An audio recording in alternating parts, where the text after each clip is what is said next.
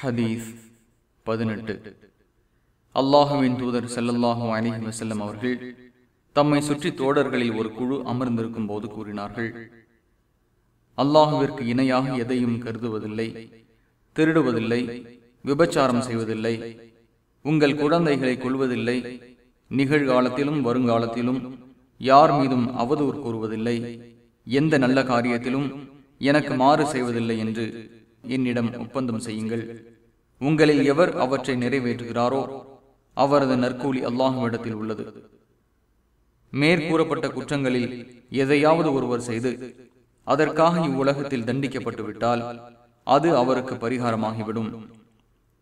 மேற்கூறப்பட்டவற்றில் எதையாவது ஒருவர் செய்து பின்னர் அல்லாஹ் அதனை யாருக்கும் தெரியாமல் மறைத்து விட்டால் அவர் அல்லாஹ்வின் பொறுப்பில் இருக்கிறார். அவன் நாடினால் அவரை மன்னிப்பான், அவன் நாடினால் அவரை தண்டிப்பான். உடனே நாங்களும் அவ்வாறு நடப்போம் என்று அவர்களிடம் உறுதிமொழி எடுத்துக்கொண்டோம். இதை பத்ர் போரில் கலந்து கொண்டவரும் அக்கபா உடன்பாடு நடந்த இரவில் கலந்து கொண்ட தலைவர்களில் ஒருவருமான உபாதா பின் சாமித் ரலியல்லாஹு அன்ஹு அவர்கள் அறிவிக்கின்றார்கள்.